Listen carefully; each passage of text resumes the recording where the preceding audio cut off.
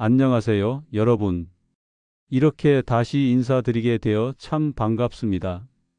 저는 김성우입니다. 올해 이른을 앞둔 의사로서 30년 넘게 남성 노년 건강 분야에서 환자분들과 함께 해왔습니다.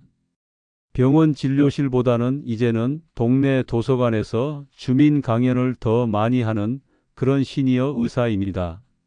오늘 이 자리에서 드릴 이야기는 어쩌면 조금 민감하게 들릴 수도 있고, 어쩌면 조용히 혼자만 알고 싶은 이야기일 수도 있겠습니다. 하지만 저는 단언합니다. 이건 혼자만 알고 끝낼 이야기가 아닙니다. 반드시 나눠야 할 건강 이야기입니다.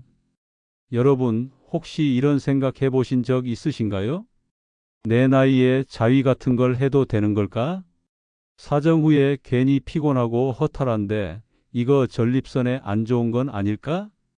혹은 예전처럼 성욕이 들지 않는데 이게 정상인가요? 이런 질문들 제 진료실에서 정말 수도 없이 들었던 내용들입니다. 그럴 때 저는 항상 웃으며 이렇게 말씀드리곤 했습니다. 당신만 그런 게 아닙니다. 모두가 그렇습니다. 그런데 대부분은 이야기하지 않을 뿐입니다. 나이가 들면 몸의 기능이 천천히 아주 조용히 변해갑니다. 예전에는 아무렇지도 않게 지나갔던 신체 반응이 이제는 종일 영향을 주기도 하고요. 특히 남성분들에게 있어 전립선 건강과 성적 습관, 그 중에서도 자위는 그저 사적인 문제가 아니라 나아가 전반적인 건강 상태와 연결되는 중요한 주제입니다. 그런데 많은 분들이 이 주제를 꺼내는 걸 불편해 하십니다. 이 나이에 자위 이야기를 한다는 게 좀 부끄럽지 않나요? 그렇죠. 마음 이해합니다. 하지만 몸은 우리 감정이나 문화와는 상관없이 제 역할을 계속합니다. 전립선은 나이가 들어도 우리가 그것을 어떻게 대하느냐에 따라 달라집니다. 제가 오늘 드릴 이야기는 단순한 성생활 권장이 아닙니다. 또한 자위의 무조건적인 긍정이나 부정을 말하는 것도 아닙니다.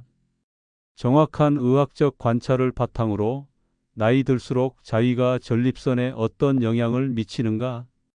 라는 주제를 놓고 실제로 많은 환자분들의 경험과 자료를 바탕으로 한 이야기를 들려드리려 합니다. 많은 남성분들이 50대 중반을 지나 60대에 들어서면 전립선과 관련된 다양한 불편함을 겪기 시작합니다. 소변 줄기가 약해지거나 밤에 자주 일어나게 되거나 심지어 사정을 한 뒤에는 평소보다 더 쉽게 피로해지기도 하죠. 이런 변화들 속에서 자위라는 행위가 전립선에 어떤 영향을 주는지는 정말 많은 분들이 궁금해하면서도 쉽게 묻지 못하는 부분이기도 합니다. 그래서 제가 그 답을 드리려 합니다. 이야기의 시작은 매우 단순합니다. 몸은 움직임에 반응합니다. 그리고 전립선도 마찬가지입니다. 이 말은 무슨 뜻일까요? 전립선은 우리가 활동하는 방식, 식습관, 생활습관, 스트레스 정도, 그리고 자위나 사정 같은 행위에도 영향을 받고 그에 반응합니다. 그 반응은 긍정적일 수도 있고 부정적일 수도 있습니다. 하지만 중요한 건 어떤 방식으로, 얼마나 자주, 어떤 상태에서 자위가 이루어졌는가입니다. 누군가는 자위 후 개운함을 느끼고 숙면까지 취합니다. 반면 또 다른 누군가는 자위 후 피로감과 허탈함, 가벼운 통증이나 불편감을 겪습니다. 이 차이는 나이, 건강 상태, 전립선의 기능 정도, 그리고 생활 전반의 리듬과 깊이 연결되어 있습니다. 오늘 이 시간에는 자위가 전립선에 미치는 6가지 주요 변화를 중심으로 하나씩 풀어가 볼 예정입니다. 그 안에는 혈류 변화, 호르몬 균형, 요로 기능, 염증과 순환의 문제, 그리고 실제 환자분들의 사례를 담았습니다.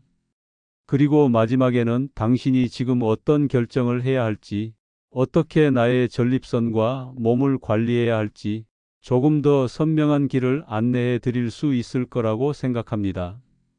혹시라도 이런 이야기가 나랑 무슨 상관이야? 라고 생각하셨다면 부디 끝까지 들어봐 주세요. 당신의 몸은 지금도 조용히 변화하고 있습니다. 그리고 우리는 그 변화에 귀를 기울여야 합니다. 오늘 이 영상이 도움이 되셨다면 구독 버튼 한번 눌러주시고 좋아요도 함께 부탁드립니다. 이 작은 응원이 다음 이야기를 준비하는 저에게 큰 힘이 됩니다. 자, 그럼 본격적으로 이야기를 시작해 볼까요? 이제 본격적으로 이야기해 보겠습니다. 자위가 전립선에 어떤 변화를 일으키는지, 그리고 나이가 들수록 그 반응이 어떻게 달라지는지 하나씩 짚어보려 합니다. 이 이야기는 단순한 이론이 아니라 제가 지난 수십 년 동안 진료실에서 직접 만나온 많은 분들의 경험을 바탕으로 정리한 내용입니다. 6가지 중요한 변화를 중심으로 말씀드릴게요. 첫째는 자위를 통해 정기적으로 사정을 하면 전립선에 쌓인 체액이 빠져나가면서 내부 압력이 줄어들고 염증이 완화되는 경향이 있습니다. 전립선은 기본적으로 정액의 일부를 만드는 기관이죠. 하지만 나이가 들면 활동량이 줄고 성생활도 예전처럼 활발하지 않다 보니 이 정액이 자주 배출되지 않고 고여 있는 경우가 많습니다. 이 상태가 오래 지속되면 전립선 내 압력이 높아지고 염증 반응이 나타나기도 하며 가벼운 통증이나 불편함으로 이어질 수 있습니다. 실제로 저희 병원에 오신 분들 중엔 이렇게 말씀하신 분이 있었어요. 선생님, 한동안 아무런 성관계도 없고 자위도 안 했는데 괜히 아랫배가 뻐근하고 소변 볼 때도 시원하지 않더라고요. 이분은 70을 넘긴 분이었고 평소 자극적인 음식도 좋아하시고 운동량은 거의 없으셨던 분이었습니다. 진료 후 소변 검사와 전립선 초음파 검사를 해보니 가벼운 만성 전립선염이 의심됐고 전립선이 살짝 커져 있었죠. 그래서 제가 식이 조절과 함께 한 주에 2~3번 정도 사정을 해보시는 건 어떨까요? 라고 조심스럽게 말씀드렸더니 의외로 긍정적인 반응이 돌아왔습니다. 그렇게 몇 주 지나고 다시 오셨을 땐 아랫배 불편감이 훨씬 줄어들었다고 하셨어요. 이처럼 정기적인 사정은 전립선에 고여있는 체액의 흐름을 원활하게 만들어주고 염증을 줄이는 데 도움이 될 수 있습니다. 물론 너무 작거나 무리하게 하면 피로가 쌓일 수 있으니 몸 상태에 따라 조절하는 것이 가장 중요하죠. 두 번째는 자위가 혈액순환과 전립선 주변 근육에 긍정적인 자극을 준다는 점입니다. 성적 활동을 하면 순간적으로 심박수가 올라가고 전립선과 연결된 골반저 근육도 함께 움직이게 되죠. 이 과정이 단순한 자극으로 끝나는 것이 아니라 해당 부위의 혈류를 촉진시키고 근육의 탄력을 유지하는 데 도움을 줍니다.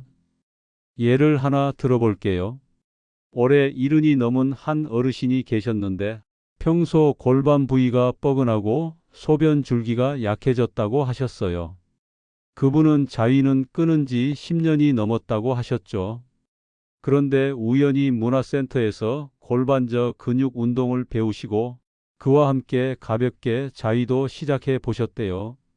놀랍게도 2달 정도 지나면서 소변 줄기가 훨씬 좋아졌다고 하시더라고요. 꼭 자위가 아니더라도 전립선을 자극하는 다양한 방법이 있지만 자위는 일상에서 부담 없이 실천할 수 있는 가장 쉬운 방법 중 하나입니다. 물론 개인의 건강 상태에 따라 무리가 되지 않는 범위 내에서 해야 하고요. 세 번째 변화는 사정 후 피로감에 대한 부분입니다. 많은 분들이 자위 후 몸이 나른해지거나 허탈함을 느끼곤 합니다. 특히 예전엔 활기찼던 사정 이후의 느낌이 이제는 왜 이렇게 지치지? 하고 걱정으로 바뀌기도 하죠. 이건 신체가 자연스럽게 변화한 결과일 뿐입니다. 사정 후에는 남성 호르몬인 테스토스테론 수치가 일시적으로 낮아지며 몸이 이완되는 신호를 보내기 때문입니다.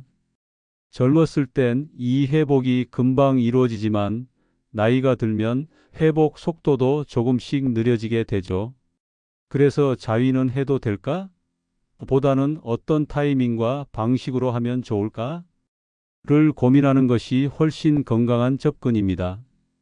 하루 종일 과로한 날, 늦은 밤 피곤한 몸 상태에서 자위를 하면 더 피로하고 허탈하게 느껴질 수 있습니다. 반대로 마음이 편안하고 여유 있는 오후 시간, 따뜻한 물로 샤워한 뒤 가볍게 몸을 풀고 나서 자위할 경우엔 오히려 숙면에 도움이 되는 경우도 적지 않습니다. 이런 부분도 잘 알아두시면 좋아요. 또한 이런 변화는 무조건 나쁜 게 아닙니다. 몸이 보내는 신호라고 생각하시면 됩니다. 지금은 좀 쉬어야겠다. 이 정도가 적당하겠다 하는 그 신호를 잘 듣고 조절하는 게 노년 건강의 핵심이죠. 여기까지 들으시면서 혹시 이런 생각 드시나요? 그럼 나는 자위를 꾸준히 하는 게 좋을까? 아니면 그만둬야 할까? 그 답은 그 누구도 단정할 수 없습니다. 하지만 분명한 건 있습니다. 무조건 하지 말아야 할 일도 아니고 무조건 많이 해야 할 일도 아니라는 것. 자신의 몸 상태, 기분, 건강 목표에 맞춰 지혜롭게 조절하는 것이 핵심이라는 겁니다. 지금까지 세 가지 중요한 변화를 말씀드렸습니다. 이제 다음 파트에서는 자위와 전립선 질환, 특히 전립선 비대증이나 여러 기능과의 관계, 그리고 혈류, 심장 건강까지 이어지는 연관성에 대해 좀 더 깊이 있게 살펴보겠습니다. 앞서 말씀드린 세 가지 변화가 자위와 전립선 건강에 얼마나 깊은 연관이 있는지를 느끼셨을 겁니다. 이제는 나머지 세 가지 변화를 이야기해 보려 합니다.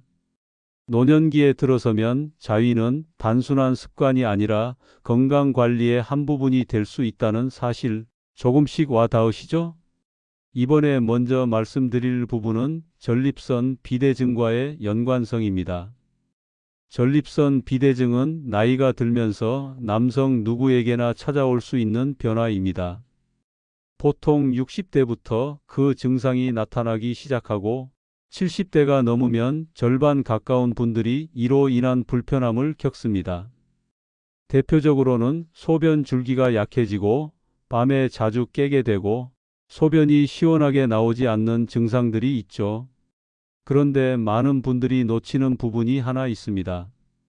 바로 자위가 전립선 비대에 어떤 영향을 줄 수 있는지입니다. 이 부분은 단순하지 않습니다. 자위 자체가 전립선 비대증을 일으키는 원인은 아닙니다. 하지만 적당한 자위는 전립선의 긴장을 완화하고 전립선 안에 노폐물을 배출하는 데 도움을 줄 수 있다는 점은 분명합니다. 제가 예전에 진료한 한 분 이야기를 들려드릴게요. 이분은 72이셨고 밤에 5번 이상 화장실을 다녀야 잠을 잘 수 없을 정도로 야간 빈뇨가 심하셨던 분입니다. 하지만 전립선 초음파 검사를 해보면 비대 정도는 심하지 않았고 오히려 긴장 상태가 전립선 주변을 자극하고 있는 상태였죠. 이분은 스트레스를 많이 받는 편이셨고 성생활은 거의 없으셨습니다. 제가 긴장을 완화할 수 있는 활동을 해보시라고 권유드렸고 그중 하나로 자위도 추천드렸습니다. 처음엔 무척 당황하셨지만 2달 정도 지나고 오셨을 땐 요즘은 밤에 2번만 일어나도 충분히 자요 하시더라고요. 물론 자위가 치료제는 아닙니다. 하지만 자연스러운 배출을 통해 전립선의 압력을 낮추고 여러 기능의 부담을 줄일 수 있다는 점은 무시할 수 없습니다. 5번째 변화는 소변 기능과의 관계입니다. 앞서 전립선 비대와 연결된 부분이긴 하지만 조금 더 깊이 들어가 보겠습니다. 사정 후에 소변이 잘 안 나오거나 소변 줄기가 약해지는 경우가 있다고 말씀하시는 분들이 있어요. 이는 자위 직후의 일시적인 근육 반응일 수 있고 또는 전립선이 수축과 이완을 반복하면서 생기는 자연스러운 변화일 수도 있습니다. 여기서 중요한 건 이런 증상이 일시적인가 지속적인가입니다. 만약 일시적으로 소변이 불편한 경우라면 크게 걱정하지 않으셔도 됩니다. 하지만 이러한 변화가 반복적으로 나타나고 그로 인해 일상의 불편함이 크다면 반드시 전문의의 진료를 받아보셔야 합니다. 특히 소변을 본 후에도 잔뇨감이 심하거나 아랫배가 묵직하게 불편한 느낌이 지속되는 경우 이건 단순한 자위의 영향이라기보단 전립선 기능 저하나 요도 주변 근육의 문제일 수 있습니다. 마지막 6번째는 심장과 혈류 건강과의 관계입니다. 이건 의외라고 느끼실 수도 있습니다. 하지만 성적 활동은 순간적으로 심장 박동수를 높이고 몸 전체의 혈류 순환을 촉진시키는 활동이기도 합니다. 그래서 일부 연구에서는 규칙적인 성적 활동이 심혈관 건강에 긍정적인 영향을 준다는 결과도 있습니다. 물론 여기서 중요한 건 무리하지 않는 범위에서 자신에게 맞는 방식으로 활동을 유지하는 것입니다. 예를 들어 평소 심장 질환을 앓고 계신 분이 갑작스럽고 격한 자위를 하게 되면 일시적으로 가슴이 답답하거나 어지러움을 느끼는 경우도 있습니다. 이런 분들에겐 반드시 자극 전에 몸의 상태를 점검하고 충분한 수분 섭취와 안정된 호흡, 그리고 짧고 부드러운 움직임을 권해드립니다. 76살의 윤 씨는 오랫동안 고혈압 약을 드시고 계셨는데 가끔 사정 후 심장이 빠르게 뛰고 어지럽다는 이야기를 하셨어요. 자세히 들어보니 수면 전에 습관적으로 자위를 하시곤 했는데 식사를 바로 하고 나서 자위를 하시는 날엔 더 심하게 반응이 나타났더라고요. 그래서 제가 말씀드렸습니다. 사정도 몸이 준비됐을 때, 마음이 여유로울 때 하셔야 합니다. 그 이후로 윤 씨는 하루 중 가장 편안한 시간, 식사 2시간 이후에 가볍게 자위를 시도하시고 나서부터는 전혀 불편함이 없으셨다고 합니다. 이처럼 자위는 그 자체로 건강에 좋거나 나쁘다고 단정할 수 없습니다.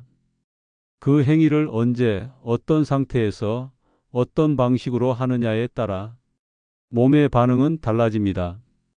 그리고 그 반응을 가장 잘 아는 사람은 바로 당신 자신입니다. 다른 누구의 판단도, 인터넷에서 떠도는 정보도 당신의 몸이 보내는 신호보다 더 정확할 수는 없습니다. 자, 이렇게 6가지 변화를 모두 살펴봤습니다. 혹시 여러분께도 비슷한 경험이 있으신가요? 몸이 조금씩 바뀌는 걸 느끼셨던 적은요? 그게 혹시 불편하고 무섭기만 하셨다면 오늘 이 이야기를 통해 조금은 마음이 편해지셨기를 바랍니다. 지금까지의 내용을 정리하고 앞으로 여러분이 실생활에서 어떤 선택을 할 수 있을지 이야기해 보겠습니다. 지금까지 함께 해주셔서 진심으로 감사합니다. 꽤 민감한 이야기일 수도 있었지만 끝까지 귀 기울여 주신 여러분의 태도에서 자신의 건강을 책임 있게 바라보는 진심이 느껴집니다. 자, 이제 마무리를 지으며 오늘의 이야기를 다시 한번 정리해 보겠습니다. 나이가 들수록 우리 몸은 천천히 변합니다. 그리고 그 변화 중 하나가 바로 전립선 건강과 성적 활동의 관계입니다. 자위라는 행위는 더 이상 단순한 성적 욕구 해소만이 아닙니다. 몸의 기능을 관리하고 건강을 돌보는 하나의 선택일 수 있습니다. 오늘 말씀드린 6가지 변화 기억하시나요? 첫째, 정기적인 사정은 전립선 내부의 압력을 줄이고 염증을 완화하는 데 도움이 됩니다. 둘째, 자위는 골반 저근육과 전립선 주변 조직의 순환을 도와 기능을 유지하는 데 좋습니다. 셋째, 나이 들수록 사정 후 피로감은 자연스러운 현상이며 신체 회복 속도와 연결되어 있습니다. 넷째, 적당한 자위는 전립선 비대에 따른 불편을 완화하는 데 기여할 수 있습니다. 다섯째, 소변 기능과도 연관이 있으므로 변화가 지속되면 주의 깊게 살펴보아야 합니다. 여섯째, 심혈관 건강과의 연결고리를 생각하며 무리하지 않는 범위에서 즐겨야 합니다. 그렇다면 지금부터 우리가 실생활에서 할 수 있는 일은 무엇일까요? 제가 오랜 경험을 통해 정리한 몇 가지 실천 팁을 드릴게요. 먼저 몸의 반응을 살피는 습관을 들이세요. 자위 후 유독 피곤하다면 그건 무리한 시간이었을 수 있고, 사정 후 잔뇨감이 심해졌다면 전립선 기능이 민감하게 반응하고 있는 것일 수 있습니다. 이런 신호들을 그냥 지나치지 말고 메모하거나 기록해두면 좋습니다. 본인의 건강 리듬을 알 수 있는 귀한 자료가 되니까요. 둘째, 너무 작거나 너무 긴 시간 동안 자위하는 건 피하세요. 몸이 피곤한 날엔 쉬어주는 것도 필요합니다. 반대로 스트레스를 많이 받은 날이나 몸이 무겁게 느껴지는 날에는 가볍게 몸을 풀 듯 시도해 보는 것도 도움이 됩니다. 단, 모든 행위는 자신의 몸이 허락하는 수준에서 하셔야 합니다. 셋째, 혼자만 고민하지 마세요. 지금 이 영상을 보고 계신 여러분처럼 같은 고민을 하는 사람들이 분명히 있습니다. 진료실에서, 커뮤니티에서, 심지어 내 가까운 친구들 중에도요. 단지 꺼내놓지 않을 뿐입니다. 만약 지속적인 불편함이나 걱정이 있다면 전문의와의 상담은 절대 부끄러운 일이 아닙니다. 요즘은 노년성 건강에 대해 이해하고 있는 의료진도 많아졌고, 진료실에서 이런 이야기를 편하게 나누는 문화도 점점 자리 잡고 있으니까요. 넷째, 마음의 부담을 내려놓는 것이 먼저입니다. 이 나이에 이런 걸 해도 되나? 혹시 건강에 나쁜 건 아닐까? 이런 걱정은 모두 자연스러운 감정입니다. 하지만 그 걱정 때문에 몸에 좋은 습관까지 막는 건 오히려 손해입니다. 어느 누구도 정답을 줄 수 없습니다. 그 대신 여러분의 몸이 답을 줍니다. 조금씩 반응을 살펴보면서 균형을 맞추는 거죠. 그게 진짜 건강하게 나이 드는 지혜입니다. 다섯째, 기록하고 정리하는 습관도 도움이 됩니다. 이번 주엔 3번 정도 자위를 했고, 그중 하루는 잠이 더 잘 왔고 하루는 소변이 불편했다. 이렇게 메모해 보면 어떤 방식이 내 몸에 맞고 맞지 않는지 자연스럽게 깨닫게 됩니다. 그리고 마지막으로 몸을 아끼는 만큼 마음도 아껴주세요.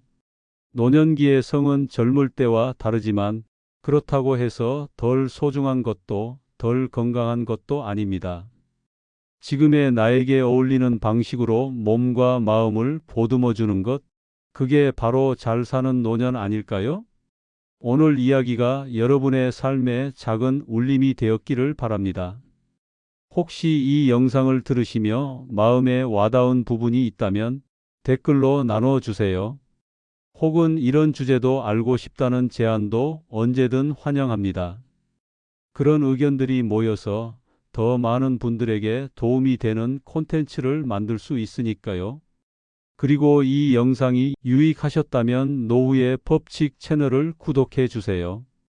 여러분의 구독과 좋아요는 저에게 큰 힘이 되고 더 좋은 이야기를 준비하는 원동력이 됩니다.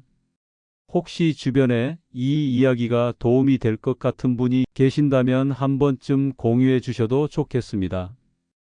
여러분, 건강한 전립선, 그리고 후회 없는 삶을 응원합니다. 늘 자신을 돌보며 살아가는 당신은 참 멋진 사람입니다. 다음 이야기에서도 꼭 다시 만날 수 있길 바랍니다. 감사합니다.